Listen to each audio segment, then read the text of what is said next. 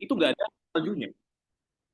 Jadi per hari ini, setelah sekian ratus tahun, pada akhirnya Gunung Fuji, puncaknya tidak ada salju. Itu kan miris ya. Bagaimana mungkin Gunung Fuji itu kayak Gunung Jaya, apa, puncak puncak puncak puncak Jaya ya Dapatnya. di Papua. Nah, Gunung Fuji itu selalu punya salju dan baru hari ini beliau Gunung Fuji tidak mengeluarkan salju di puncaknya. Artinya global warming is real. Kemudian kita bicara tentang kelaparan. Baru-baru ini mungkin 2 bulan lalu, kalau teman-teman lihat di beberapa negara Afrika, mereka melegalkan pemburuan gajah untuk makan. Saking mereka sudah famine. Jadi tingkat kelaparan tinggi di beberapa negara-negara di Afrika. Jadi mereka dilegalkan untuk berburu gajah dan mereka bisa memakan gajah. Karena gajah kan gede ya, jadi satu gajah mungkin bisa untuk ratusan orang gitu-gitu. Atau kita bicara konflik nih tiba-tiba, Israel Palestina belum beres. Kemudian kita punya konflik regional seperti apa Rusia Ukraina misalkan.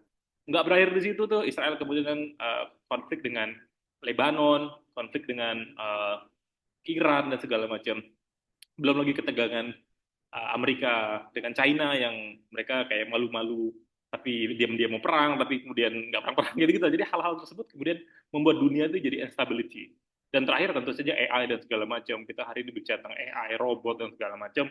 Jadi belum selesai nih anak-anak muda bicara tentang pendidikan, udah ada yang baru nih. Fenomena udah berganti dan segala macam. Jadi dunia berubah dengan cara tak terduga. Apa sih dampak dari ini? Yuk kita lihat. Pertama, uh, karena dunia yang berubah itu, jadi orang itu gampang untuk kuliah sekarang. Jadi kalau pesannya tadi foundersnya dari Education for All adalah bagaimana anak-anak bisa kuliah, pertanyaan saya juga sebenarnya secara kritis sebenarnya, apakah emang kuliah dibutuhkan? Jangan-jangan. Pertanyaan yang sebenarnya nggak bisa kita jawab malam ini, tapi dari data yang ada, di beberapa negara-negara maju, pendidikan sudah inflasi. Kebayang nggak sih inflasi pendidikan? Jadi kalau uang inflasi kan kebayang ya, dulu bisa harga telur 1.000, sekarang harga telur 2.000, itu inflasi ya.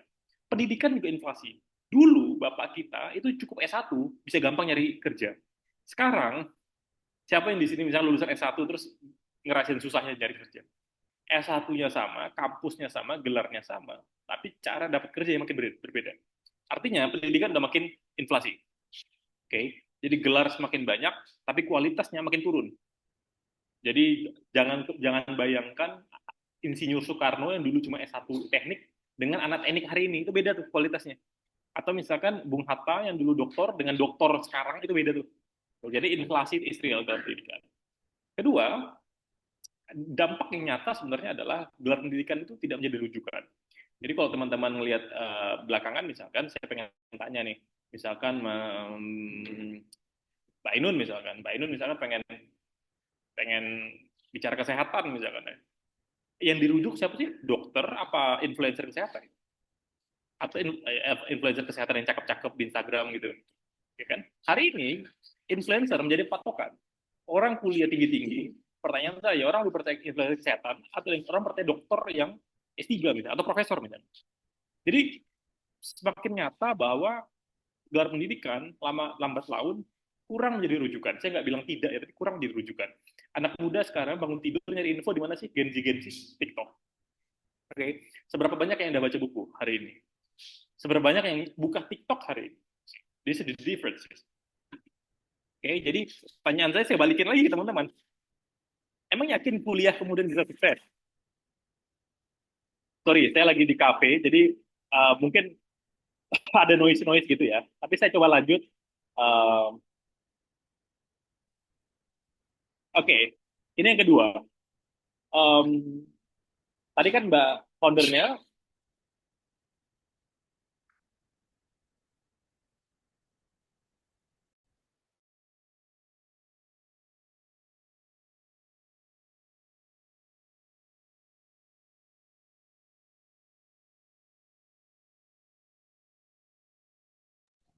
Oke, apakah ada masalah, Kak?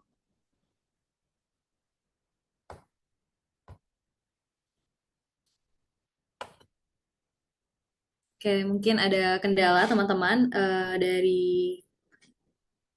Oh, oke. Jadi ada sedikit kendala di tempat Kak Indra sendiri.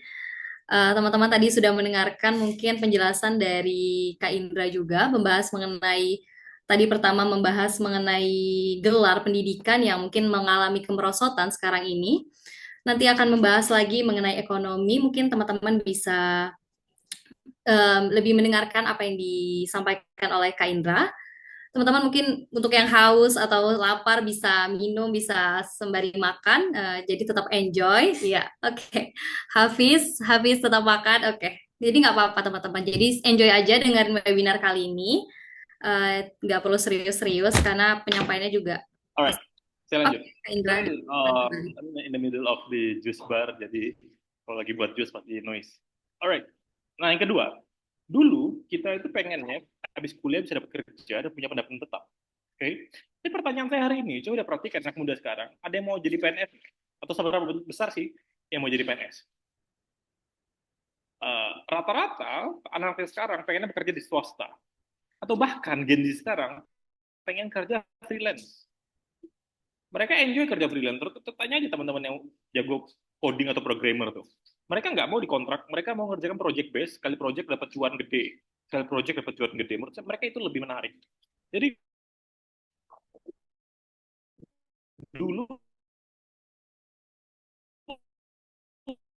orang pengen dapat pendapatan tetap, sekarang orang pengen tetap berpendapatan. Itulah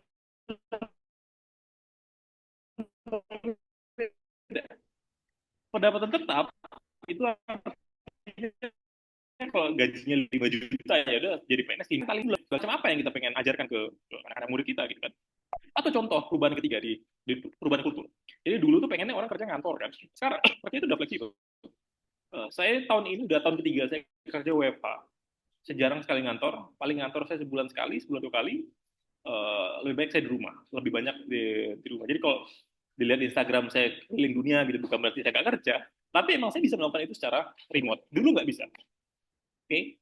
Atau perempuan misalkan. Sekarang lihat foundernya gerakan ini adalah perempuan. Dulu perempuan itu dikucilkan. Sekarang perempuan jadi nomor satu. Jadi ada perubahan. Dulu orang bicara tentang bekerja sampai teler, gitu, bekerja sampai capek. Sekarang bicara tentang mental health. Lagi-lagi perubahan. Dulu orang bicara tentang pengalaman. Jadi kalau orang belum tua, orang belum senior, nggak bisa mimpin. Sekarang, yang penting dia bisa baca data, yang penting dia punya transformative leadership, leadershipnya oke, biar umurnya masih muda, mereka bisa mimpin.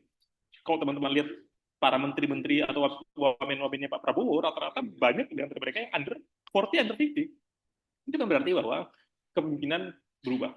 Nah, tiga hal tadi teman-teman adalah contoh kecil bagaimana pendidikan yang berubah semua. Dunia sudah berubah dan pendidikan juga berubah. Nah, pertanyaan saya, yang saya kembalikan lagi ke forum ini, pendidikan semacam apa yang kalian pengen? Pendidikan linear, kuliah S1, lanjut S2, terus ngerasa kemudian dapat kerja gitu? Atau apa? Jadi problematik kan, jadi diskusi kita malam ini. Wah, Kak Indra nih malah mancing perdebatan. Ya, sekarang menurut saya kalau kita mengeluhkan gampang-gampangan, ayo habis ini kuliah yuk, kuliah S2, daftar LPDP, kemudian so what? Pertanyaan selanjutnya kan so what? Terus ngapa? Kalau udah kuliah luar negeri terus ngapa? Apa pulang-pulang bisa bisa bisa sukses? Enggak juga. Nah, malam ini saya pengen ngebongkar itu semua. Gimana sih kemudian dengan apa dengan sumber daya yang kita miliki kemudian kita bisa survive. Nah, saya pengen bilang ke teman-teman semuanya, di masa depan pekerjaan itu semakin sulit, kompetitif dan tidak linear. Ini fakta dan data. Yang ngomong bukan saya. Jadi banyak sekali sumber-sumber mengatakan bahwa pekerjaan sekarang makin sulit, kompetitif dan nggak linear. S1, S2 saya pendidikan. Kerjaan saya sekarang manajerial, nggak nyambung.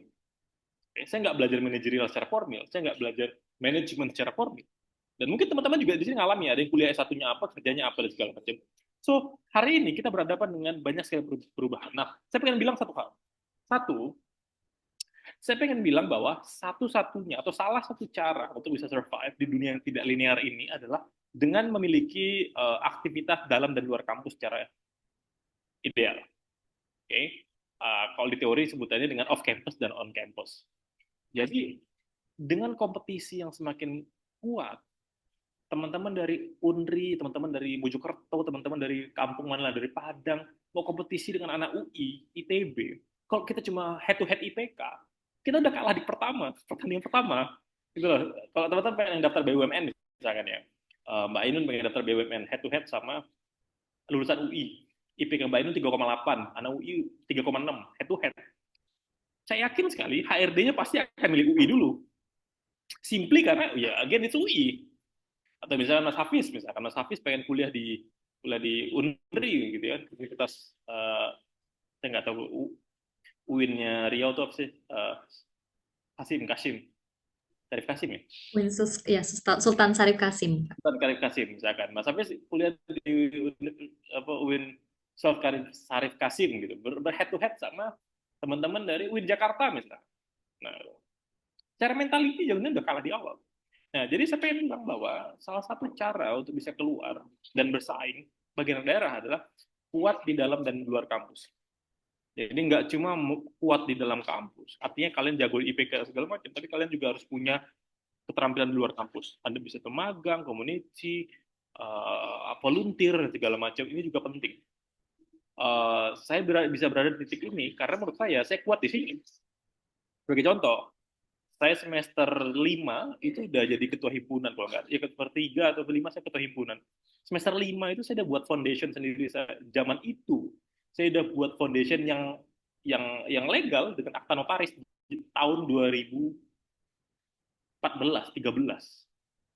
Dan saya mendirikan foundation di Kalimantan Barat, fokus untuk membantu adik-adik di perbatasan Indonesia Malaysia.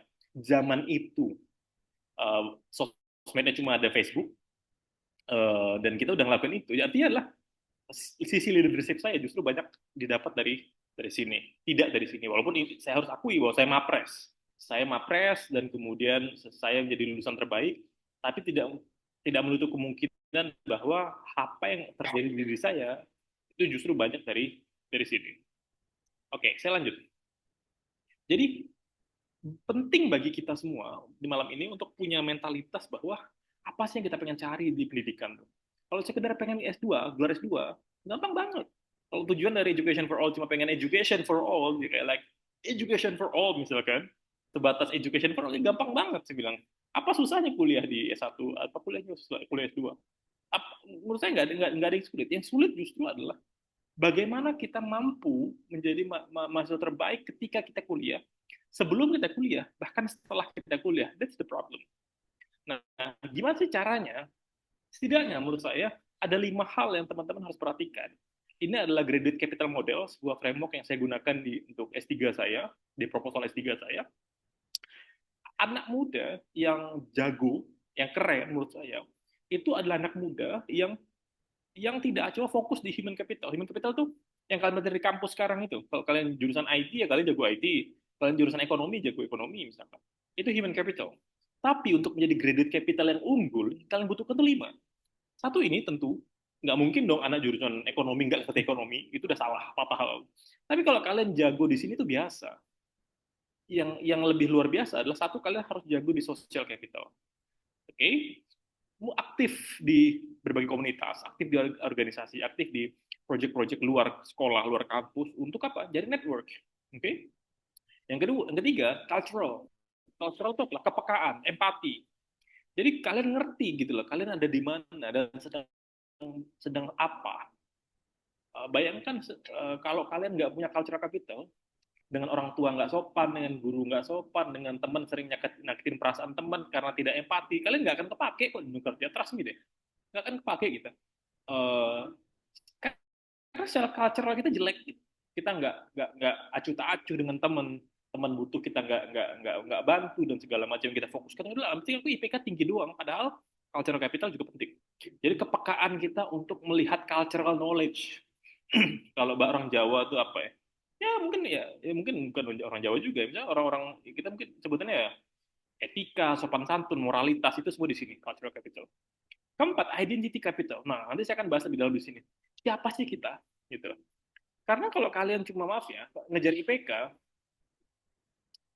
katakanlah kalian jurusan apa? Jurusan ekonomi misalkan. Satu tahunnya aja di Riau misalkan Pekanbaru, ada berapa ribu lulusan ekonomi? Kalau mau ditarik se Indonesia, berapa puluh ribu lulusan ekonomi per tahun. Terus kita cuma mentang-mentang cuma pengen bilang, ah, IPK aku tinggi. No, it's just a nonsense. Identity capital adalah bagaimana kita mengetahui kemampuan personal kita. Kita kuatnya di mana, kita lemahnya di mana. Itu di sini. Oke. Okay? Nah, yang terakhir psychological capital. Seberapa tangguh kita, seberapa kuat kita melawan cobaan, seberapa kuat kita melawan tekanan. Ini yang jadi PR-nya anak Gen Z yang konon dikatakan generasi strawberry ya, yang dicolek dikit langsung lemah dan nangis dan langsung buat second account, langsung menangis di Twitter misalkan. Itu kan biasanya kalau Gen Z kan kayak gitu. Tapi ini adalah hal-hal yang teman-teman harus perhatikan. Artinya untuk menjadi seseorang yang tangguh, kalau teman-teman pengen menjadikan saya sebagai role model silahkan, adalah kalian harus mampu 5 ini. Kalian punya human capital yang kuat, network kalian harus bagus, kalian harus jadi orang empati, kalian harus tahu kekuatan dan kelemahan diri apa, dan kemudian kuat secara psikologi. Tidak ada lain. Oke? Okay? Nah, pertanyaannya adalah, kita sadar ilmu dalam kelas itu nggak cukup, maka kita pengen lebih dari itu. Tapi apa nih Kak Indra yang kita butuhkan? Apa nih, gimana caranya agar kita teman-teman semuanya bisa kemudian berprestasi juga? Ada yang tahu ini siapa? Ada yang tahu ini siapa? Coba on apa? On unmute nah. Ada yang tahu? Pak Budi ya? Betul, Pak Budi Sadikin. Betul, beliau adalah Pak Budi Sadikin. Kenapa kemudian saya ngambil data dari beliau? Perhatikan, Pak Budi itu S1-nya Teknik Fisika Nuklir, ITB, tahun 88. Oke, berkarir di perbankan. Memulai dari staff sampai akhirnya jadi chief GM, senior CP sampai di root Bank Mandiri. Perhatikan, fisika nuklir, kerjanya di perbankan, kemudian beberapa tahun terakhir ngurus BUMN, sekarang jadi Menteri Kesehatan. Nggak ada yang nyambung. Nggak ada yang nyambung sama sekali.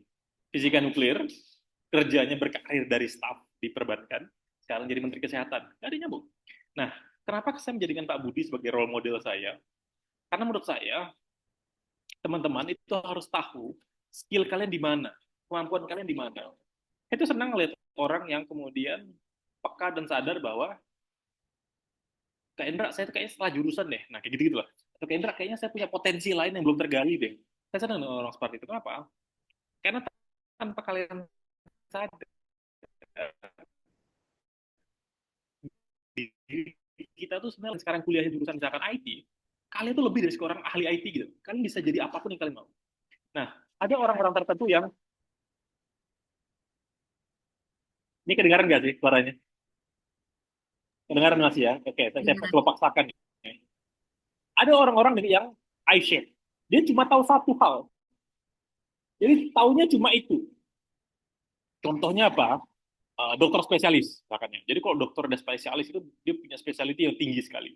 Jadi ada yang spesialis bedah saraf, udahlah bedahnya saraf pula. Bapak saya kemarin baru sakit, ada namanya dokter bedah digestif, saya baru tahu tuh. Jadi khusus bedah, tapi bedah yang usus doang di bedahnya.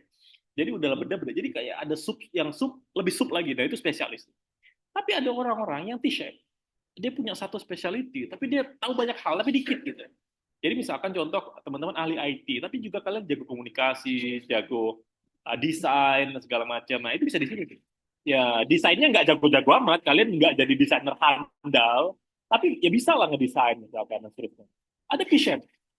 Orang-orang yang punya dua specialty dan broad general knowledge. Leadershipnya bagus dan segala macam. Ada konsep orang yang punya banyak specialty. Mungkin Pak Budi Sadikin di sini tuh. Beliau jago teknik, beliau jago perbankan, beliau jago kesehatan sekarang karena beliau juga nanganin COVID kan pas zaman Pak Jokowi. Tapi beliau juga punya leadership yang oke, komunikasi yang oke, manajerial yang oke dan segala. Nah, pertanyaan saya, kita ada di mana? Teman-teman ada di mana? Kalau teman-teman cuma pengen kuliah, kayak saya pengen kuliah, itu nggak jawab pertanyaan.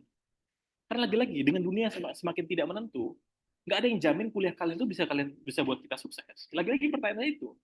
Jadi kalau kalian cuma pengen kuliah, semata-mata pengen kuliah dan bergelar, go on. Tapi pertanyaannya apa iya itu jalan suksesnya? Jadi enggak kan?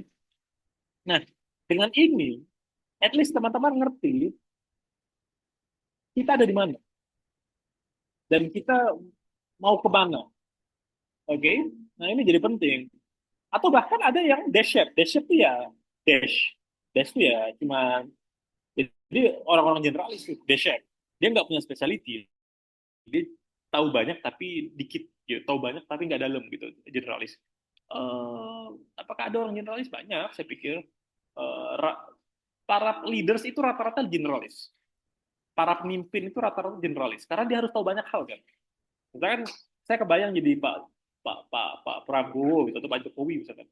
Nggak mungkin Pak Jokowi itu mengetahui detail Pak fiskal, ketahanan, ketanahan, nggak mungkin dan sulit sekali. Yang Pak Jokowi bisa lakukan adalah dia ngerti dikit tapi banyak, yaitu generalis. So next question yang mungkin harus dijawab malam ini adalah kalian ada di mana. Oke, okay?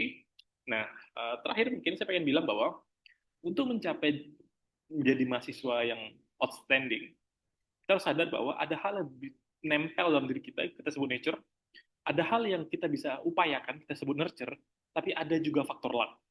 Loh, Kak Indra percaya luck ya, bukannya itu outdated? No, saya percaya sekali luck. Ada judul buku, judulnya, saya lupa, judulnya adalah Randomness. Jadi, penulis buku itu bilang bahwa dalam dunia ini, apa yang kalian lihat depan mata dan kalian anggap sebagai sebuah luck, itu sebenarnya randomness. Hidup itu penuh dengan random, hal-hal random. Kita kadang cuma mencocok logikan aja bahwa wah kebetulan nih kita misalkan gitu lah, misalkan gitu. Kalian lagi butuh apa, tiba-tiba datang tuh.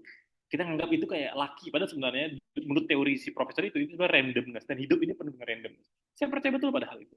Nah, saya pengen bilang bahwa untuk menjadi orang yang atau mahasiswa yang outstanding, ya you name it lah, outstanding, indikator macam-macam.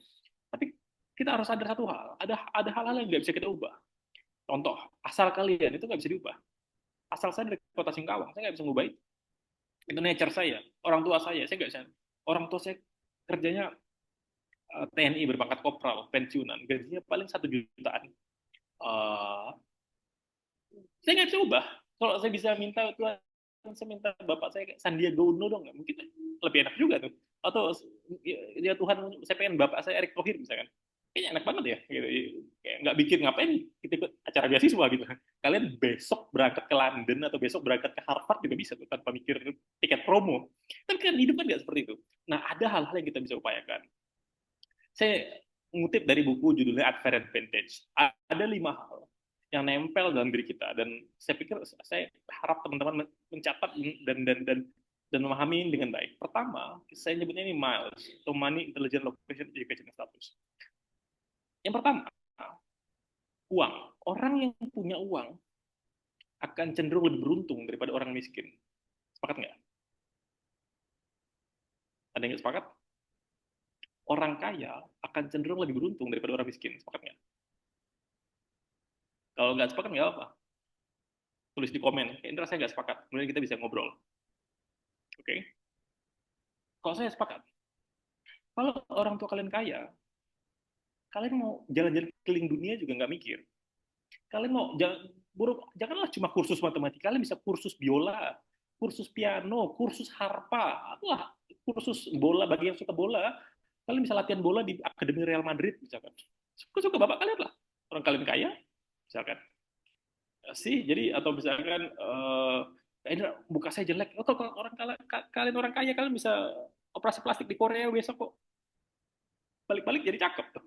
Sih, jadi orang yang punya uang akan jauh lebih beruntung daripada yang nggak punya uang. Pertanyaan saya, kalian punya uang banyak apa tidak? Kalau iya, manfaatkan. Kalau tidak, kita geser ke yang kedua, namanya intelligence. Intelligence insight misalkan.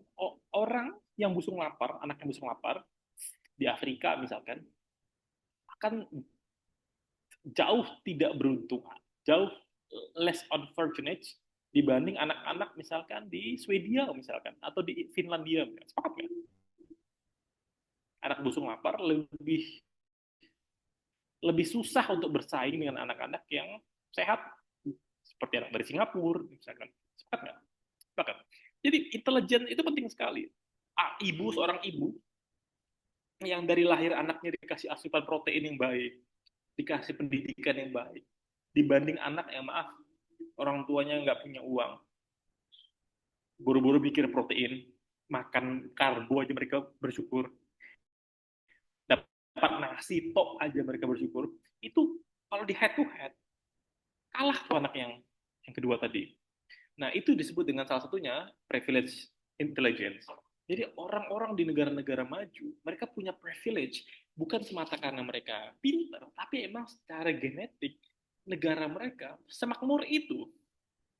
Bayang, misalkan saya ambil contoh, saya nggak percaya pada dogma-dogma, misalkan orang Israel adalah orang Yahudi, misalkan orang pintar karena sudah tertulis, enggak, I don't believe on that. Misalnya, saya mau baca risetnya, ibu-ibu Yahudi, orang Jews itu salah satu orang pengonsumsi salmon tertinggi sejak mereka mengandung. Jadi anak-anak Yahudi itu, ibu Yahudi itu paling doyan makan salmon ketika dia mengandung anaknya. Nah pertanyaannya, orang Indonesia, apakah setinggi itu makan proteinnya? See, uh, uh, that's also questionable.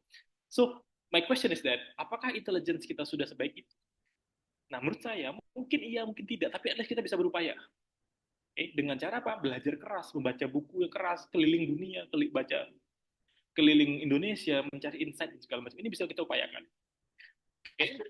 Sekarang yang tiga, location and luck. Orang yang kemudian misalkan uh, tinggal uh, di kota maju, misalkan katakanlah Jakarta, akan jauh lebih beruntung daripada anak yang lahir di kota di Kabupaten Fakfak misalkan, Papua. Sepakat nggak? Atau di Kabupaten Halmahera deh, atau anak Riau deh misalkan. Jadi orang yang lahir di kota besar lebih punya privilege. Bukan karena kota besarnya, tapi aksesnya. Oke? Okay? Jadi pertanyaan saya, kalian punya nggak privilege ini? Oke lah, mungkin kalian ngerasa bahwa Kak Indra, aku nggak seberuntung anak yang lahir di Bandung, anak yang lahir di Jogja. Yes, saya juga gitu. Tapi menurut saya, kuliah di Pontianak lebih punya privilege daripada anak-anak di kabupaten di Kalbar. Jadi saya lebih punya privilege, sama kayak teman-teman. Mungkin sebagian kalian dari Riau ngerasa bahwa Rio head to head dengan Jakarta kalah lah, yes. Tapi kalau dibandingkan dengan kabupaten-kabupaten suku anak dalam di Riau, kan, ya kan lebih fortunate dong, ya kan lebih privilege dong. Jadi yang ketiga masih bisa kita upayakan. Oke, okay. Yang keempat education. Nah ini kan sebenarnya pembahasan teman-teman di sini kan. Saya sepakat. Orang yang kuliah, orang yang berpendidikan tinggi jauh berpotensi sukses ketimbang orang yang enggak sekolah. Saya sepakat. Tapi kan kayaknya ada Bu Susi. Bu Susi kan lulusan SMP. Yes. Seberapa banyak lulusan SMP jadi menteri? Biji? Yang Bu Susi doang kan? Oke. Tapi kan Kak Indra, Mark Zuckerberg DO. Dia kan nggak lulus kuliah. Iya, tapi Mark Zuckerberg kan DO-nya dari Harvard. Iya kan? Kita baru-baru masuk Harvard. Ya kan? Kita masukin aplikasi aja ditendang, dicoret pertama tuh. Ya kan? Artinya Mark Zuckerberg DO Harvard. Emang karena ada pinter. Bill Gates DO Harvard. Emang karena ada pinter gitu loh maksudnya. Jadi nggak bisa dipatokkan bahwa orang sukses kan nggak kuliah. Nggak juga sih bilang. Salah satu faktor memperbesar kesuksesan adalah lewat kuliah. Nah yang terakhir ini status. Bapak ibu kalian siapa? Kakek kalian siapa? Kalian golongan darah biru atau bukan? Kalian punya jabat, bapak kalian punya jabatan atau bukan? Anak raja atau bukan? Dan segala macam itu penting. Itulah yang disebut, lima ini yang disebut dengan unfair advantage. Nah, pertanyaannya adalah, saya ketika pertama kali tadi MC nanya, gimana cara seorang Indra bisa survive sejauh ini? Karena saya tahu unfair advantage saya. Satu, saya nggak punya uang. Lupakan masalah money. Dulu saya miskin, ya orang tua miskin. Jadi bapak ibu saya itu, kalau teman-teman perlu tahu, untuk bisa menyekolahkan saya S1, beliau harus berjualan di masa pensiun. Beliau jualan cendol, beliau jualan es cendol, mie goreng, bakso gitu di Kota Singkawang di masa sepuhnya. Jadi jelas saya nggak punya uang. Tapi saya berupaya keras di sini. Caranya gimana? Satu, saya membaca buku paling ketika satu ya, 500 buku ketika satu. Per tahun rata-rata buku yang saya baca itu seratusan buku per tahun. Dan sampai hari ini pun ketika saya udah jadi profesional yang sibuk, tanda kutip ya, jadi seorang bapak yang sibuk, saya membaca rata-rata 50 buku per tahun. Itu cara saya nge-push di sini. Jadi kalau kita tuh miskin, maaf, kalau teman-teman tuh miskin, jangan drama. Push yourself here. Di-push di sini. Udahlah maaf ya. Udahlah kita tuh orang nggak mampu, males pula belajar. Gimana tuh? Gimana? Gimana luck mau datang? Nggak bisa kan? Misalkan malam ini lah tiba-tiba Pak Prabowo ngasih beasiswa. Saya kasih beasiswa 5 bagi anak-anak Education for All. Malam ini yang punya IELTS di atas 6,5 berangkat besok. Pertanyaan saya, ada yang punya IELTS di atas 6,5 nggak? Jadi gimana luck mau dapat? Orang kita nggak pernah prepare. See, that's the problem. That's the youth problem today. Kita tuh udah lah nggak punya capital yang kuat. Kita tuh males. Kita males. Saya harus akuin itu, kita males. Sebagai seorang mahasiswa, cara saya adalah read a lot. Read a lot. Saya punya janji waktu itu ketika S1, semester 1 sampai 5 saya harus keliling Indonesia. Semester 5 sampai 8 saya harus keliling dunia. Dan itu tercapai. Uang dari mana nggak punya? Ya caranya ya ikut conference, ikut ya gitu-gitu lah kan anak mahasiswa sekarang kreatif ya, ikut perlombaan, ikut ini, ikut itu, exchange. Dan itu saya lakukan. Ketiga, mungkin sedikit privilege di Pontianak, tapi saya rasa kurang. S2 saya harus di luar itu, yang lucknya lebih tinggi. Maka S2 saya di Melbourne, S2 pertama kan. Nah, itu cara saya. Apakah ada dalilnya? Ada. Nabi Muhammad hijrah dari Mekah ke Madinah. Artinya Nabi itu tahu location menentukan kesuksesan. Kalau Nabi Muhammad zaman itu tidak hijrah, mungkin beliau tidak sukses sekarang. Gitu. Jadi kalau kalian pengen S2, tidak dibolehin orang tua, bilang aja Nabi Muhammad tuh sunahnya gitu mah, gitu misalkan. Kan gitu ya. Kan banyak anak-anak S2 yang nggak diizin orang tua untuk sekolah misalkan. Pakai dalil itu, artinya Nabi Muhammad tuh hijrah. Jadi location itu menentukan luck. Dan saya mengupayakan ini. Dan saya tentu mengupayakan ini. Dan saya mengupayakan ini untuk anak saya. Jadi anak saya nanti, oh, apa anaknya Indra ya? Itu penting. Kenapa? Bayangkan kalau maaf ya, anak yang lahir dari orang tua yang mantan narapidana, kasihan anaknya. Anak yang lahir dari orang tua yang pengemis, kasihan anaknya. Tapi betapa bangganya anak kalian kalau, oh mamaku dulu kuliahnya di sini, papaku dulu kuliahnya di sini. Aku dulu ketika umur 2 tahun pernah dibawa mamaku ke London, dan segala macam. Betapa confidence jadi tinggi. Okay, sih. So, saya mengupayakan ini, saya mengupayakan ini, saya mengupayakan ini, dan saya mengupayakan ini untuk anak saya. That's how I survive. Dan itu yang saya pengen sharingkan di malam ini, bahwa untuk menjadi pribadi yang unggul, teman-teman semuanya, kalian harus pintar, jeli dalam melihat mana yang bisa saya upayakan di sini. Kalau orang tua kalian kaya, sikatlah, jadilah orang kaya raya. Ya, kok bapak ibu kalian kaya, ngapain kalian kuliah capek-capek? Bisnis aja kalau saya jadi kalian. Bisnis aja lah, orang tua kaya misalnya punya uang 50 M, bisnis aja lah. Ngapain nih? Tapi kalau orang tua kita nggak kaya, kita harus cari-cari biar kaya kan? Ya lewat jalur 3 ini, atau salah satunya jalur 3 ini. Jadi harapan saya di penutup di Education for All, kalau kalian pengen kuliah, niatannya adalah menaikkan derajat kalian lewat privilege. Mungkin itu. Terakhir, saya pengen bilang, ini nanti saya nggak akan bahas. Oke, jadi di dunia yang serba berubah, dinamis, keterampilan teknisnya nggak cukup. Satu-satunya yang membedakan kita dengan robot atau AI adalah moralitas, fleksibilitas, dan daya juang. 3 itu. You have the morality, you have the flexibility untuk terus berbelok-belok, dan daya juang. 3 itulah yang bisa membuat teman-teman survive di dunia yang serba dinamis ini. I think that's all dari saya malam ini, teman-teman. Maybe we can have some discussion after this. Giving back to moderator. Thank you. Oke. Oke, terima kasih kepada Kak Indra atas apa yang sudah disampaikan.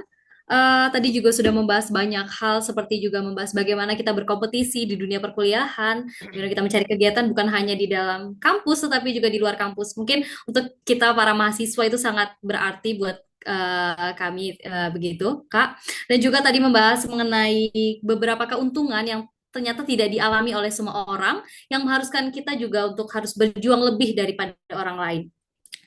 Terima kasih sekali atas apa yang sudah disampaikan. Mungkin di sini teman-teman atau siapapun ingin bertanya nih mengenai apa yang sudah disampaikan oleh Kak Indra, sangat dipersilahkan. Mungkin oke, kita sudah ada satu penanya, itu dari Hafizur Rahman. Oke, Ya, Kak. mungkin bisa perkenalan terlebih dahulu baru menyampaikan apa yang dipertanyakan. Oke, dipersilahkan. Tes. Bismillahirrahmanirrahim. Oke, baik. Selamat malam semuanya. Sebelumnya, perkenalkan, nama saya Habibur Rahman. Saya merupakan seorang siswa dari salah satu sekolah di Pekanbaru, di SMK Negeri 7 Pekanbaru. Dan mungkin untuk malam ini saya ingin bertanya ke Kakak Indra. Oke. Nah, izin bertanya sebelumnya, Kak. Saya ingin bertanya begini. Kakak ini kan memiliki banyak sekali pengalaman kan, dan saya yakin dari salah satu pengalaman itu mungkin pasti ada hal-hal yang menginspirasi Kak Indra gitu. Salah satunya mungkin itu dari buku. Nah, mungkin saya ingin bertanya, Kak Indra punya rekomendasi beberapa buku yang cocok untuk siswa-siswa sekarang nggak? Yang mungkin bisa mendukung kita sebagai siswa kayak untuk berkembang gitu. Apalagi saya sekarang lagi ingin mencoba-coba untuk melatih kemampuan literasi saya. Mungkin kurang lebih seperti itu saja, Kak. Terima kasih, Kak. Oke, oke mungkin dari Kak Indra, apakah langsung mau menjawab atau kita eh, oke, jadi Kak Indra sendiri akan izin sebentar 1 sampai 2 menit. Oke, mungkin tadi membahas Hafiz, panggilannya siapa? Bisa Fis, bisa Rahman, Kak. Oke, Hafiz tadi bertanya mengenai mungkin rekomendasi buku ya. Buku nanti mungkin akan dijawab oleh Kak Indra. Karena Kak Indranya sedang ke toilet, mungkin pertanyaannya akan disimpan terlebih dahulu. Itu membahas mengenai buku. Em, Mungkin teman-teman apakah ada lagi yang ingin bertanya? Mungkin nanti bisa kembali disampaikan atau gimana tadi mungkin bisa sharing nih apa yang sudah disampaikan oleh Kak Indra. Mungkin teman-teman merasa terbantu. Bisa nih. Ada yang ingin menyampaikan? Oke, dari Muhammad Dani. Oke, mungkin bisa karena Kak Indranya belum ada, jadi mungkin teman-teman ada yang ingin menyampaikan kembali apa yang sudah disampaikan Kak Indra, bagaimana experience-nya. Ada yang bersedia? Kuina, Kuina, ini angkat tangan nih. Gimana? Halo, Kuina. Kalau mau tanya sih, Oh, mau tanya. Oke. Kira-kira ya pertanyaannya apa nih? sebetulnya pertanyaan saya agak panjang. Apa langsung nanya atau secara Eh, karena mungkin Kak Indranya sedang sedang di toilet juga, mungkin nanyanya nanti aja. Mungkin Kuina di sini bisa sharing, bisa on cam sebelumnya. Apakah bisa on cam? iya maaf banget Kak, soalnya lagi di kendaraan. Oh, oke, nggak apa-apa. Maaf Mungkin tadi banget. udah dengar nih apa yang disampaikan oleh Kak Indra. Gimana? Gimana hari ini? Gimana apa yang disampaikan sama Kak Indra materinya? Beneran insightful bagi saya karena jujur Kak Indra penjelasannya membuka wawasan terutama yang dia membahas kalau kita terlahir dari orang tua kaya raya, maka kita juga bisa berpotensi melakukan hal-hal yang bersifat unbenefit mungkin ya. Unbenefit maksudnya seperti berfoya-foya gitu. Ya Iya. benar sih Kak, jujur Oh, termasuk mm, relate dengan apa yang dirasakan gitu Kak. Makasih banyak juga untuk sesi malam ini ya Kak. oke, oke, Kwina. Sebelumnya ini karena Kak Indra sudah kembali, eh, akan mungkin pertanyaan kembali ke Hafiz tadi. Hafiz mau mau menanyakan ulang atau perlu disampaikan?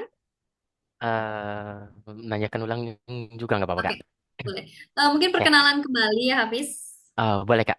Oke, Oke, silakan. sebelumnya mohon izin Kak untuk perkenalkan nama saya Hafizur Rahman. Saya merupakan salah satu siswa dari Pekanbaru dari salah satu sekolah di SMK Negeri 7 Pekanbaru.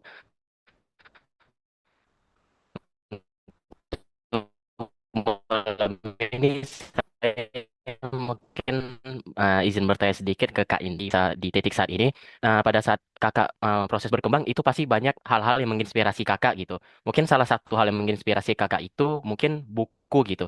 Jadi Hafiz mungkin cuma meminta saran aja. Kak Indra punya saran-saran buku nggak yang cocok gitu untuk siswa-siswa SMK atau yang setaranya gitu. Yang mungkin bisa menunjang lebih, yang bisa membantu untuk berkembang gitu. Oke, mungkin itu saja Kak. Terima kasih, Kak. Selamat malam. Oke, Kak Indra mungkin bisa langsung dijawab pertanyaannya.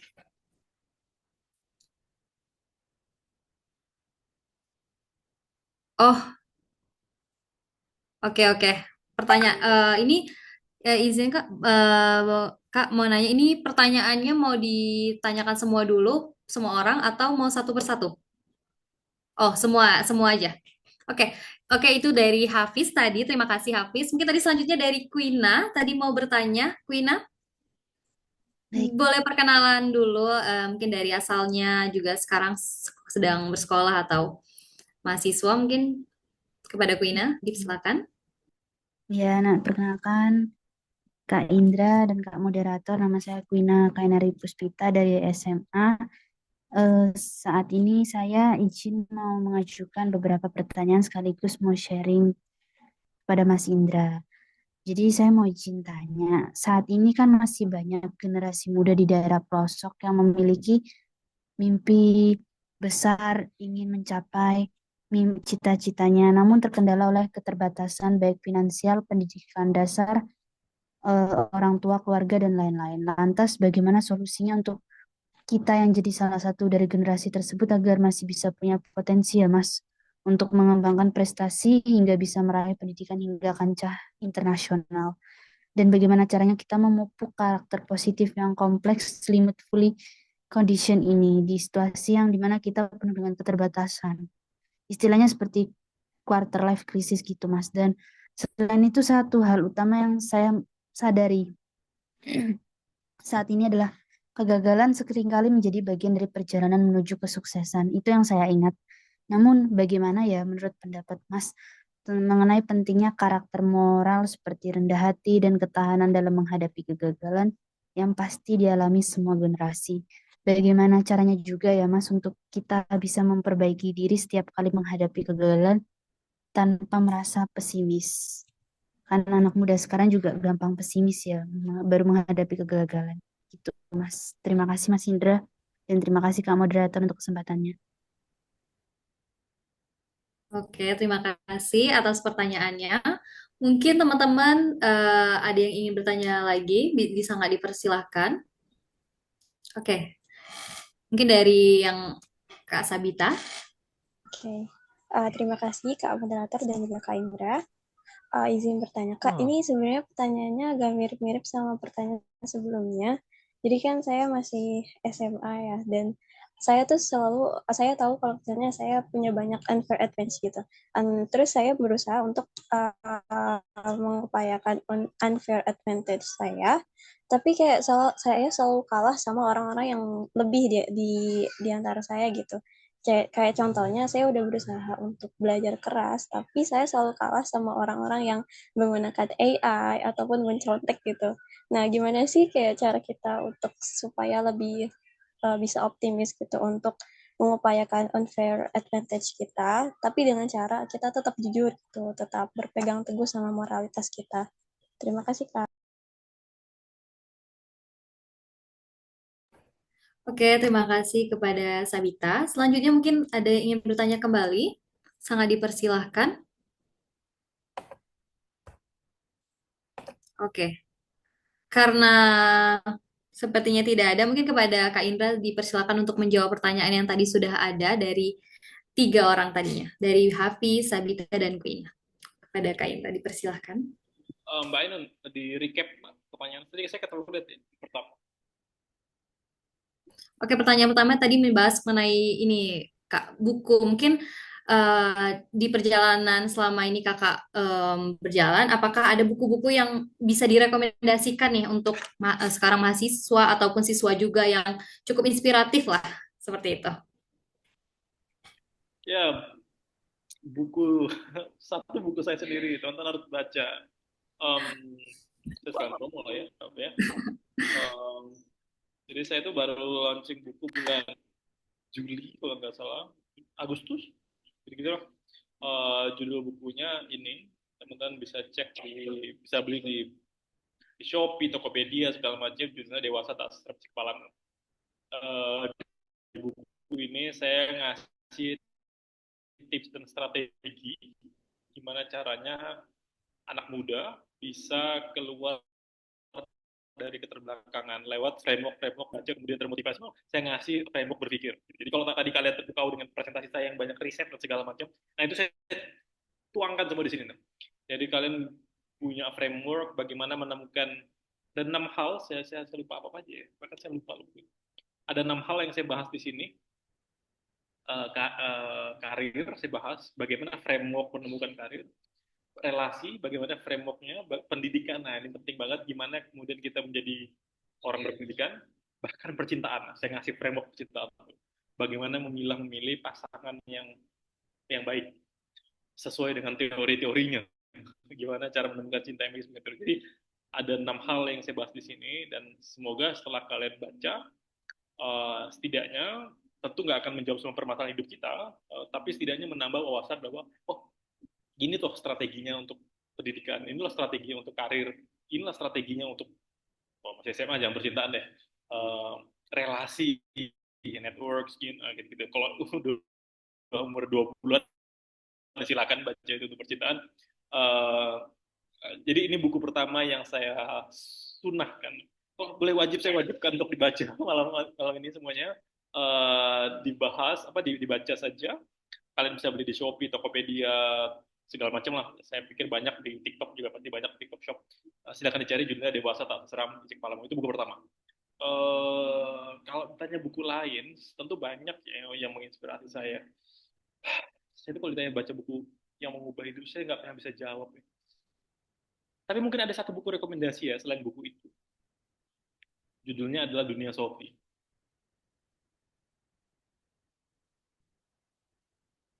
Dunia Sophie ya. Pak Edon saya ingat ya. Sorry, judulnya Dunia Sophie. Dunia Sophia. Yap. Dunia Sophia. Itulah. Itu buku novel favorit saya. Buku terbaik sepanjang hidup saya. Dan kalau ada satu lagi buku boleh saya rekomendasikan, judulnya oh my gosh, The Socrates Express. Ini The Socrates Express dan Dunia Sophie. Dua-duanya buku ringan, buku yang gampang dibaca.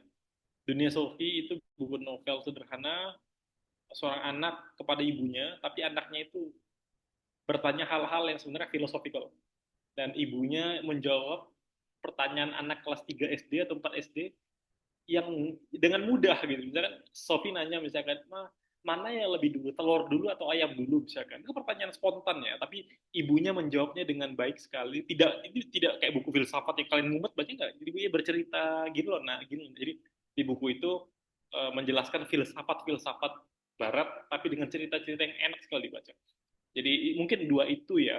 Satu, harus baca buku saya. Kedua, baca Dunia Sophie. Mungkin The Socrates Express tambahan, itu penulis favorit saya.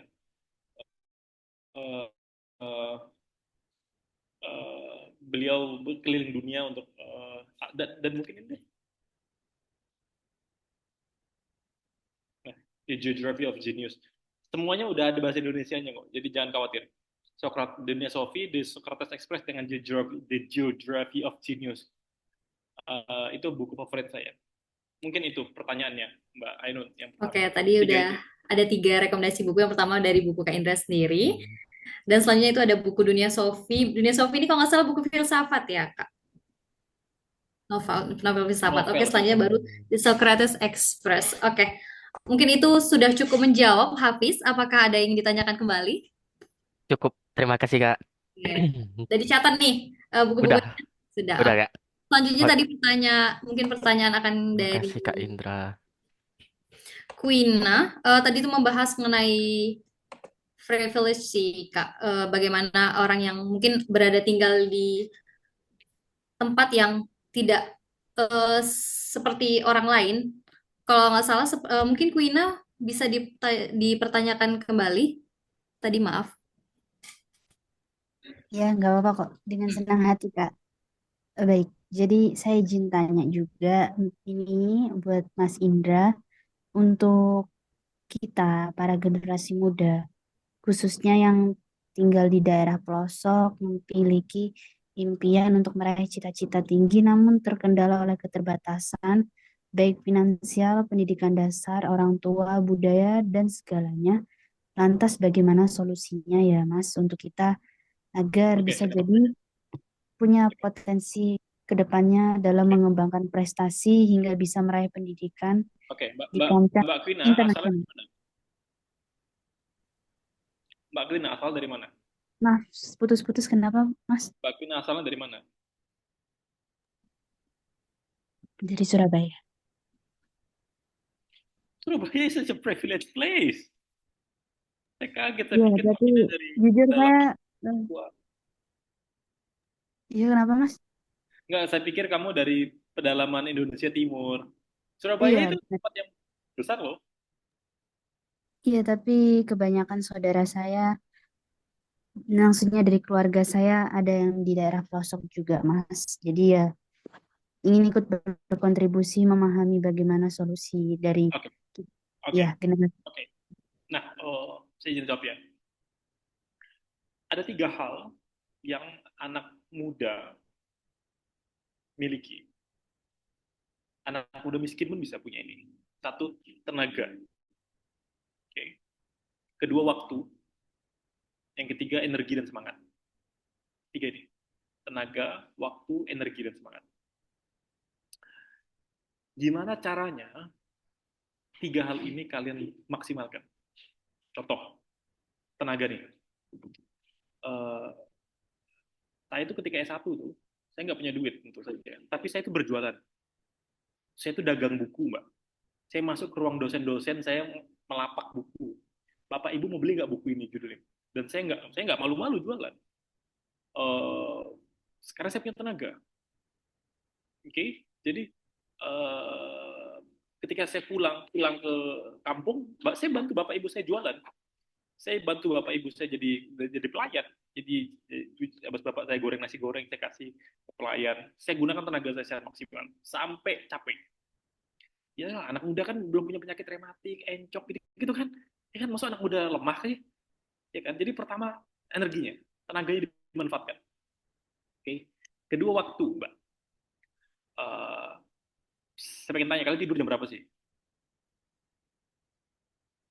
Mbak ini tidur jam berapa? Jam 11 sampai jam 12. Bangun jam berapa? Eh pagi jam subuh kalau sedang tidak subuh mungkin jam 7 karena kuliah Oke, jam 8. oke. Harta kedua yang dimiliki oleh anak muda, waktu. Gunakan itu sampai mentok. Oke. Gunakan itu sampai mentok, di mana kalian sampai capek tuh. Kalau belum capek, jangan tidur. Sampai badan tuh udah ngerasa enough, aku mau tidur. Jadi kalau kita nggak mampu, kalau kita orang kampung, kita orang Jawa, saya kenal teman-teman satu kita sama lah. Kita dulu orang nggak mampu, saya orang kampung biasa. Yang saya gunakan waktu saya.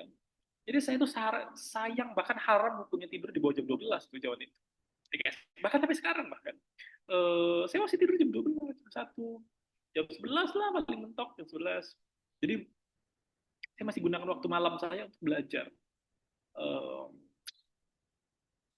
Seperti teman-teman tahu kan, saya baru lulus S2 kedua saya kerjakan itu part time, sambil kerja, sambil jadi seorang ayah, sambil nulis buku, sambil saya mengerjakan tesis.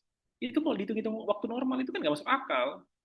Kalau kalau mau pakai waktu normal, kalau pakai pakai apa mental health dan apa ya, work life balance itu nggak akan bisa balance lah. Gimana caranya orang profesional kerja 9 to 5 misalkan, pulang-pulang harus menjadi seorang ayah, jadi seorang suami, kemudian harus nulis buku juga, harus mengerjakan tesis S2 juga, kayak itu doesn't make sense. Jadi cara yang saya pakai adalah I push myself until my limit. Jadi kalau saya harus tidur jam 2, saya harus tidur jam 2. Jam 1 saya tidur jam 1. Dan setiap hari. Saya tahu itu nggak sehat ya, tapi tentu ada hal-hal hari-hari tertentu yang saya chill dan santai. Tapi kebanyakan most of the time I use my time until my limit. Nah, anak muda juga seharusnya mentality kayak gitu. Satu, kalian punya tenaga, kedua punya waktu. Kalau kalian udah nggak punya uang, manfaatin tenaga. Bangun pagi, cari freelancer, cari kerjaan, cari dagangan, jualan di sana sini. Saya lakukan itu gitu loh. Jadi saya melakukan itu. Pernah saya ingat banget satu hari Mbak, saya harus pulang ke kampung. Saya nggak punya uang waktu itu.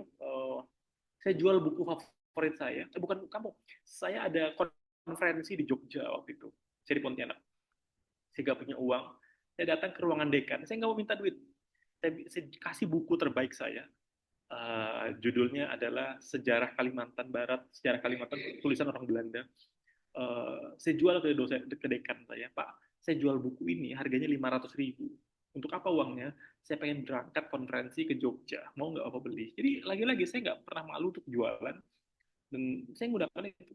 So, tenaga, kedua waktu, yang ketiga energi. Nah, anak muda tuh harus semangat. Anak muda tuh harus membara-bara mimpinya gitu. Ya kan? Kan anak muda kan masih belum dibatasi dengan anak yang minta susu gitu ya, apa nggak boleh keluar kan nggak bisa kan, kalian masih belum nikah kata-kata kan. So 3 itu yang dimaksimalkan sampai mentok. Oke, saya mentok. Jadi kalau udahlah miskin dari kota kecil, dari orang tua yang nggak mampu, manfaatin 3 itu. Kalian harus paling kuat di antara teman-teman kalian, kalian harus paling rajin di antara teman-teman kalian, dan kalian harus jadi paling semangat di antara teman-teman kalian. Inilah gratis yang Allah udah kasih ke kita. Cara cuma-cuma. Tuhan ngasih ini gratis nih, 3 ini nih. Tenaga, waktu, energi. Kalaupun ini nggak dipakai, ya saya angkat tangan lah. Gimana caranya? Apalagi yang bisa kita lakukan? Jadi untuk Mbak Krina, cara terbaik untuk memanfaatkan underprivilege kita adalah 3 hal itu. Jadilah orang paling rajin, paling semangat, dan jadi orang paling berapi-api di antara teman-teman kalian. Itu cara terbaik dan itu yang saya lakukan dulu. Jadi ketika teman-teman yang lain bilang habis S1 pengen PNS, habis S1 pengen PNS, saya bilang enggak, aku pengen keliling dunia. Dengan membara-bara saya ngomong. Aku pengen jadi Muhammad Hatta, aku pengen ke Belanda. Dengan semangat saya bicara itu. Bahkan dengan orang tua saya bilang, ketika orang tua saya lagi buat bakso gitu ya di kantin, saya bilang gini, mama saya, mak, aku habis ini pengen S2. Ibu saya kaget kan, kayak S1 aja udah setengah mati gitu, nguliahin kamu gitu ya. Jadi saya bilang, enggak apa, ibu, mama doakan saja. Saya bilang, saya pengen jadi Bung Hatta. Karena saya membaca buku Bung Hatta ketika saya SMA. Dan saya pengen jadi ketua PPI, saya bilang. Dan itu terbukti. Jadi ketika saya melangkahkan kaki pertama kali di Australia, saya mendaftar jadi ketua PPI. Dengan PD. Walaupun saya kalah, saya jadi nomor 2, tapi saya akhirnya jadi wakil presiden PPI dan memimpin 20.000 mahasiswa Indonesia di Australia. Jadi mimpi itu harus membara-bara. Jadi kalau kuliah cuma sekedar aku pengen kuliah ke UK, ya semua orang juga bisa. Aku pengen jadi ketua PPI UK itu baru mimpi. Aku pengen kuliah ke Australia, semua orang juga bisa. Aku pengen jadi lulusan terbaik di Monash University, itu baru mahasiswa. Jadi itu yang saya pegang. So cara satu-satunya ya 3 itu, mentokin di 3 itu, sama ibadah yang kenceng, udah itu aja, ibadah yang kenceng udah 4 lah berarti kan. Tenaga, waktu, energi, ibadah, dan 4 ini itu dipakai. Oke, mungkin itu jawaban dari Kak Indra sendiri. Untuk Kak Kwina sendiri gimana? Apakah sudah cukup dengan apa yang disampaikan oleh Kak Indra? Atau ada tanggapan? Wah, beneran insightful dan lengkap banget. Terima kasih banyak Mas Indra. Jujur udah saya catat, itu juga sudah beberapa saya catat di buku dan beberapa saya kirim langsung lewat chat Zoom. Terima kasih banyak sebesar-besarnya. Beneran sangat menginspirasi dan patut diteladani. Terima kasih juga Kak Ainun untuk kesempatannya.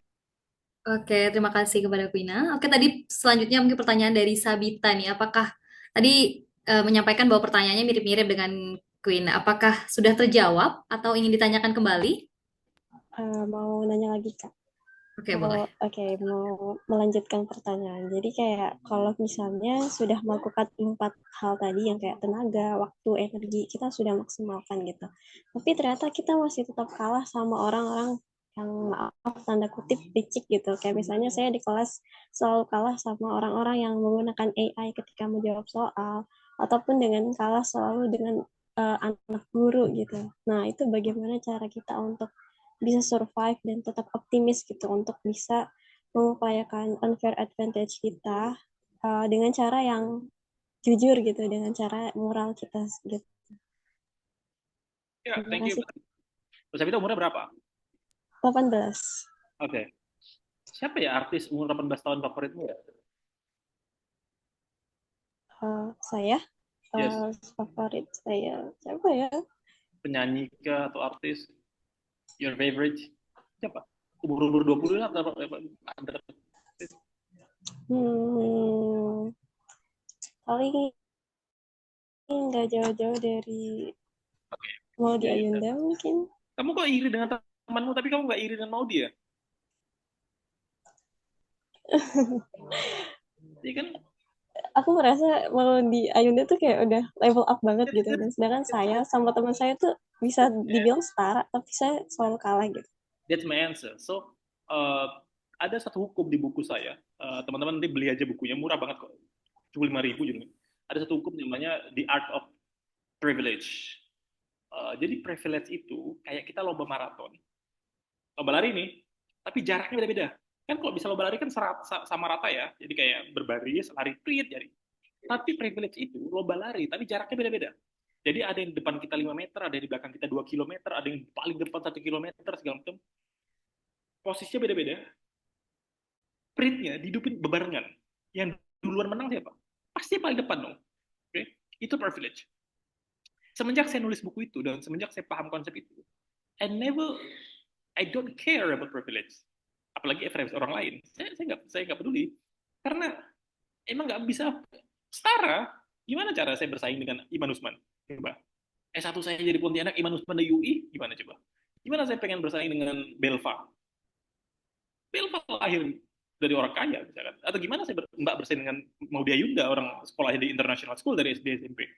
Jadi karena saya kalah di privilege itu, maka yang satu-satunya hal yang saya concerning is just about my own pace, kecepatan saya pribadi. Jadi if I work hard, it's not about how to competing people. Jadi kalau saya belajar keras, bukan pengen ngalahkan orang, tapi pengen ngalahkan malah saya aja. Kalau saya hari ini membaca buku setahun 50, bukan pengen kayak gaya-gayaan, tapi karena biar saya pintar aja. Dan nggak ada pengen ngalahin siapa. Saya nggak bisa ngalahin Iman Usman. Dia bilang, nggak bisa, saya bilang ngalahin Iman Usman. S1 ya di UI kok. Udah kalah gitu. S2 saya di Monash, S2 di Harvard, udah kalah saya. Startingnya udah beda. That's why saya nggak pernah iri dengan Iman. Maksud saya adalah Mbak Sabita, if you push yourself hard, it's just for you, not to compete the people. Jadi kalau kita bersaing dengan diri sendiri, itu akan jauh lebih terasa nikmat. Kalau Mbak misalkan memaksa diri untuk bangun tahajud tengah malam, gitu kan. Mbak kan nggak ngalahin sama siapa. Kamu ngalahin rasa ngantukmu. Itulah konsep belajar tuh gitu kan. Bangun malam ngalahin rasa ngantukmu untuk tahajud. Ya sejatinya tuh kayak gitu.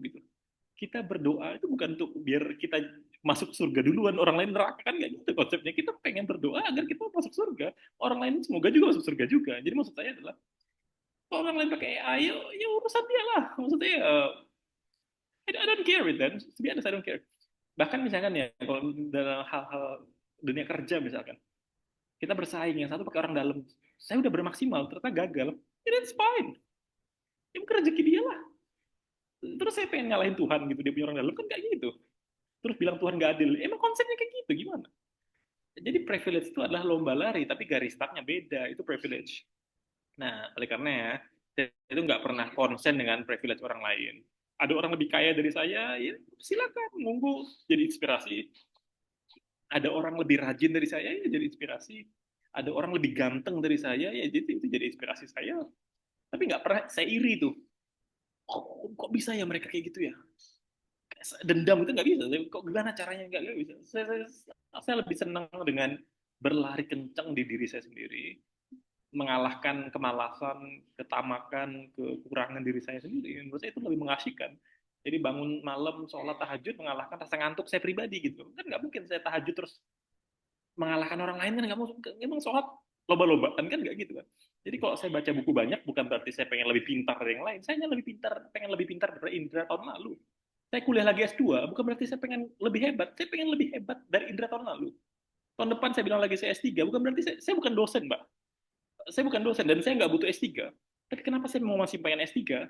Kan saya lebih pintar dari Indra tahun ini gitu loh. Sesimpel itu. Mungkin habis S3 saya ambil S2 lagi sampai meninggal. Istri saya seorang pramugari. Sambil terbang, saya bilang kuliah yuk, iseng-iseng yuk. Iseng-iseng. Jadi istri saya ngambil S2 tuh, ngambil public policy. Jadi kuliah, belajar, bekerja keras itu adalah cara kita menghargai Tuhan yang maha baik karena sudah memberikan kita tenaga, energi, waktu, dan segala kecukupan, dan kita menggunakannya untuk sebaik-baiknya penggunaannya itu dengan belajar dan mencari ilmu. Jadi saya pikir itu ya Mbak Sabita ya. So jangan bersedih dengan temanmu yang pakai AI dan you nggak pakai AI terus you ngerasa bahwa aku harus curang juga agar menang. No.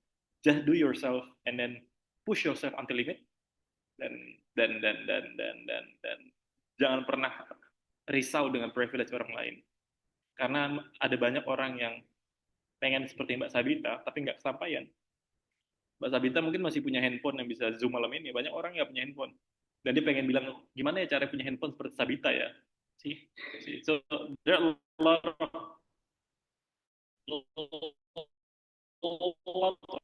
people yang pengen kayak Mbak Sabita.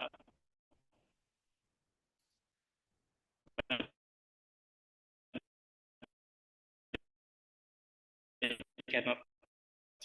Saya tulis di Art of Privilege. Oke, terima kasih Mbak kepada Kak Ayu. Indra. Oke, gimana? Mungkin Sabita ada tanggapan dari apa yang sudah disampaikan oleh Kak Indra? Terima kasih banyak Kak Indra. Itu menjawab seluruh kekhawatiranku sampai saat ini jujur. Jadi terima kasih banyak Kak. Berarti terjawab semua pertanyaannya ya. Udah. Oke. Untuk sesi tanya jawab sendiri ini masih ada 5 menit lagi nih Kak. Mungkin apakah teman-teman masih ada yang mau bertanya? Atau ada nih satu pertanyaan lagi nih Kak. Mungkin masih bisa. Kepada Muhammad Arif. Nah, ya terima kasih Kak. Nah, sebelumnya perkenalkan, nama saya Muhammad Arif Kusuma dari Pekanbaru. Sini mau nanya Kak tentang saya kan ada rencana mau lanjutin studi di S2 ya di luar negeri, pinginnya sih. Cuman kemarin udah nyoba, cuman gagal kan. Dan mau nanya sama Abang Kak sebenarnya lupa. Kak Indra mau nanya kayak mana sih Kak trik atau tips biar bisa lulus di studi S2 di luar negeri, kayak cara buat statement of purpose yang baik atau CV yang baik cuma agar diterima gitu. Sama kayak faktor apa aja sih yang buat kampus di luar negeri tertarik sama kita gitu. Mungkin itu aja Kak, terima kasih. Mas Muhammad Arif gagalnya di mana? Oke, tahu.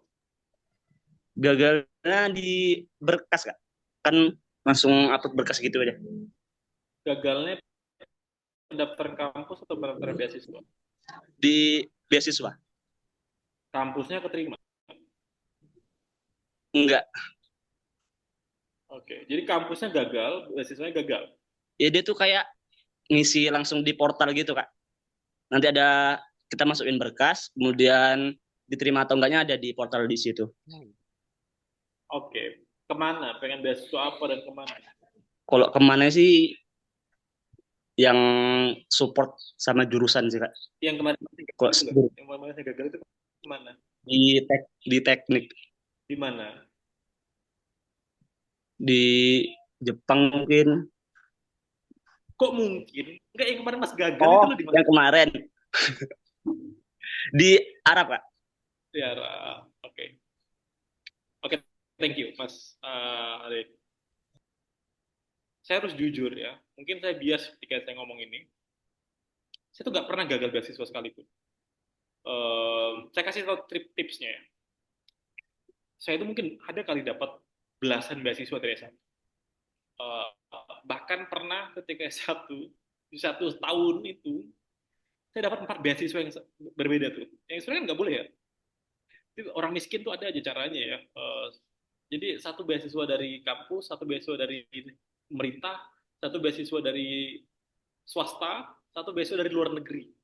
Saya dapat 4 uang tuh pada saat yang sama waktu itu. Nah, gimana caranya ya?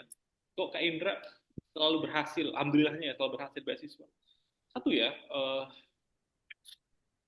beasiswa itu sama kayak bisnis, Mas Arif. Mas Arif tuh lagi, misalkan Mas Arif lagi pengen bisnis, maksudnya dari mana sih asal-asal?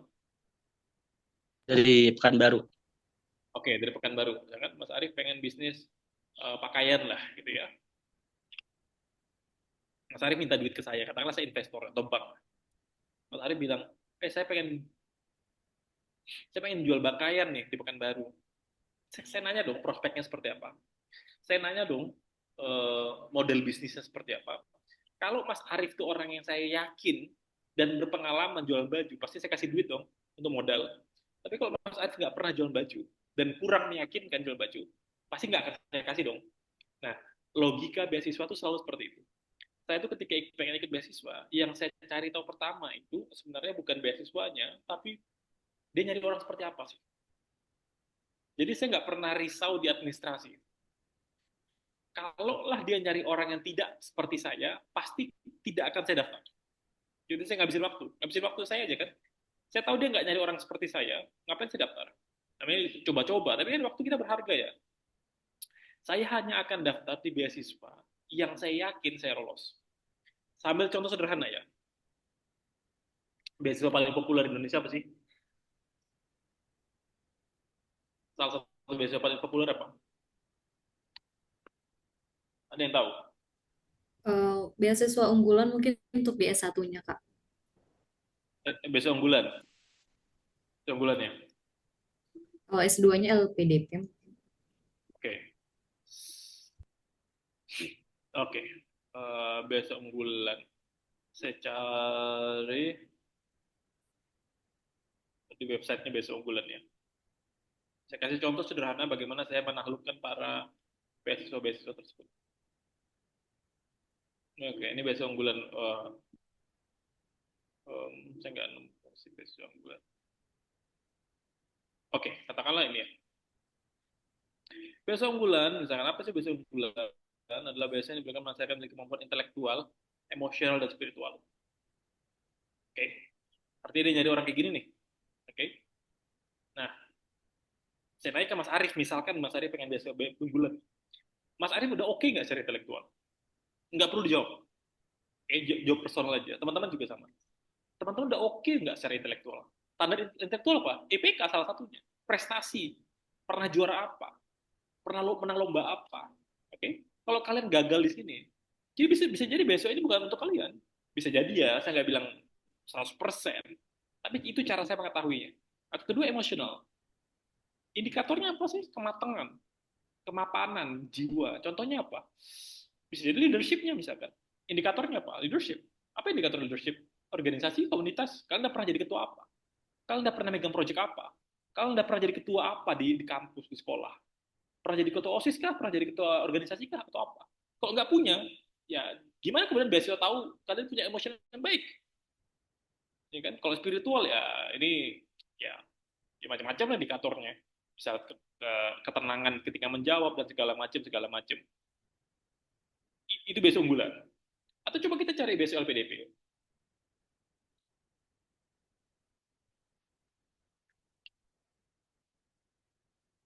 Coba LPDP ya. Ya tahu nih apa visi misinya.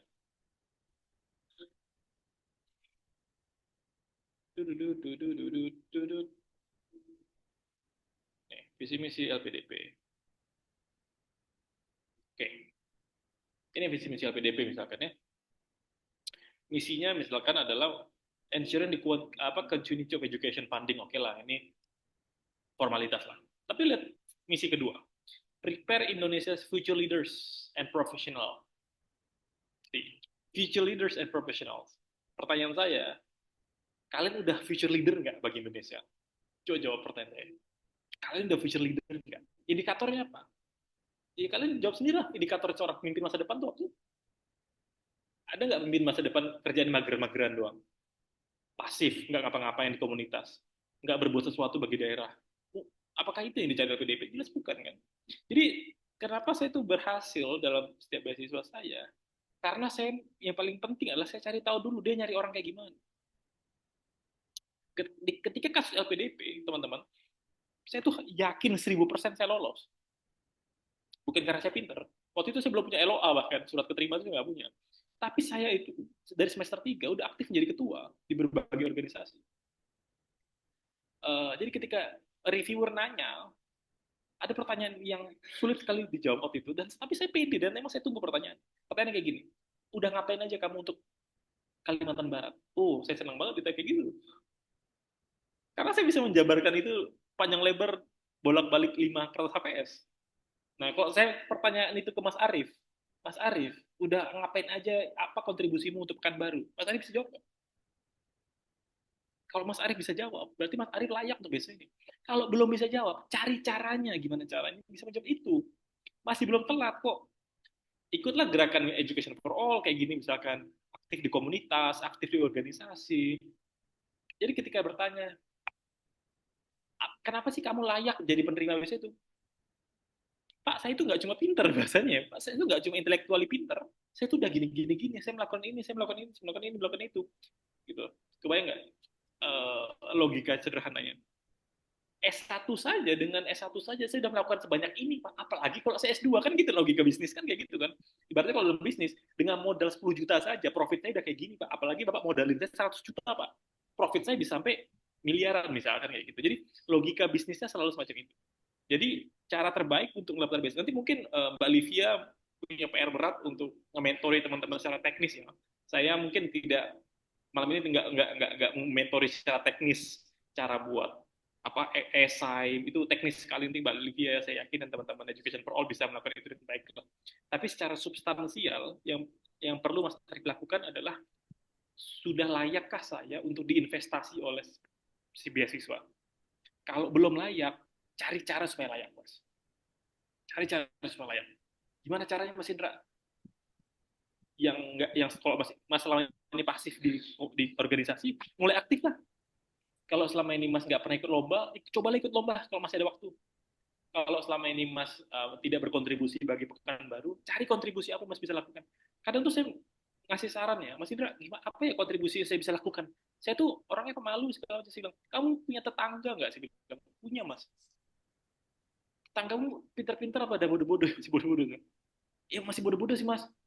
Kamu ajak aja mereka tiap hari di musola tempat kamu atau di pos kamling, kamu ajarin aja jadi guru les setiap hari, saya bilang, atau setiap minggu deh ngajarin warga kampungmu. Itu kan ada kontribusi kan. Jadi kontribusi itu jangan dianggap yang mewah-mewah dan gede-gede.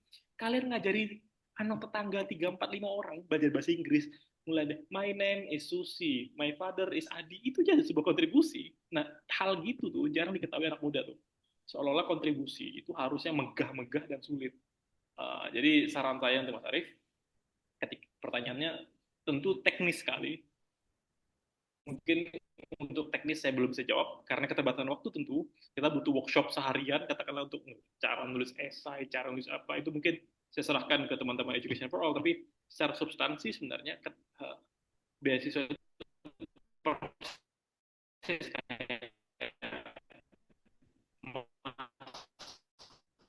minta duit orang tua atau Mas minta duit investor. Kalau Mas tidak yakin 100% appropriate for this policy, jadi rugi kalau kamu nggak milih saya kayak gitu. Logika bisnisnya rugi, LPDP nggak milih saya, atau rugi besok unggulan nggak milih saya gitu. Mungkin itu Mas Arief yang saya bisa jawab. Mungkin ini nggak memuaskan, jawabannya terlalu general, tapi lagi-lagi kita punya keterbatasan waktu, saya nggak bisa ngedetailkan gimana sih contoh case yang baik. Satu udah terlalu malam, itu bahasan yang mengantuk sekali, pasti bahas itu. Nanti mungkin ada sesi khusus mentoring, yang dimana mentor-mentornya akan memberi cara-cara, tips-tips yang teknikal bagaimana cara melakukannya Mas Arief. Mungkin itu Mas Arief, jawaban saya Mas Arief. Mungkin itu sih. Oke. Gimana dari Karif sendiri? Apakah ada tanggapan? Apakah sudah merasa cukup dengan jawaban dari Kak Indra? Untuk untuk semuanya kayaknya cukup Kak. Oke. Oke, terima kasih.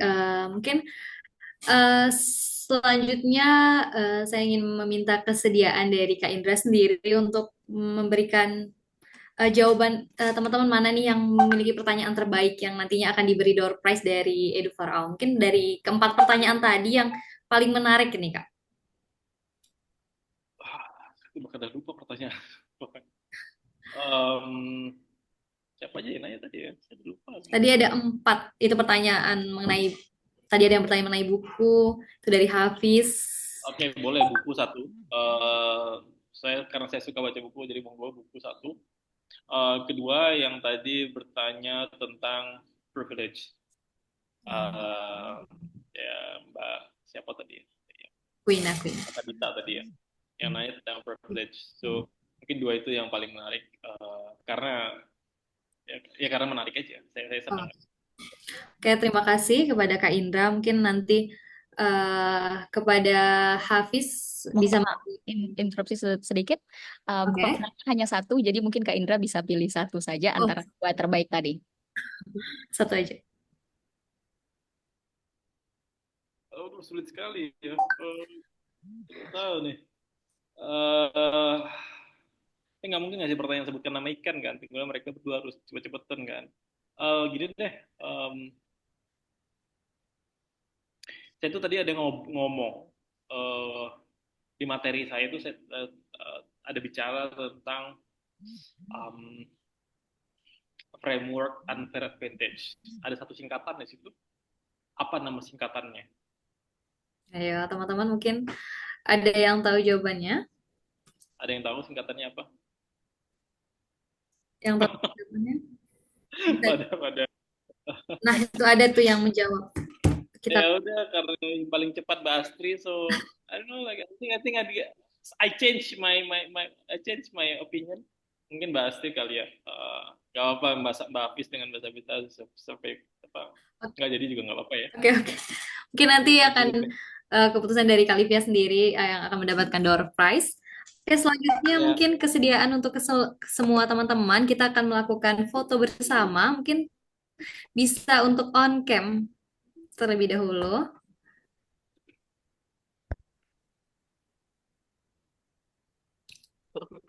Enggak. Oke. Sudah on cam semua. Ini masih ada beberapa yang belum on cam. Mungkin teman-teman bisa on cam karena kita akan melakukan sesi foto. Oke.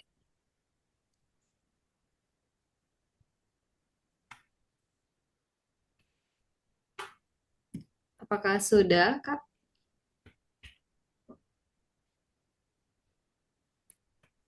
Sudah, Ai. Terima kasih. Oke, terima kasih kepada Kak Livia mungkin juga yang sudah merecord fotonya. Kemudian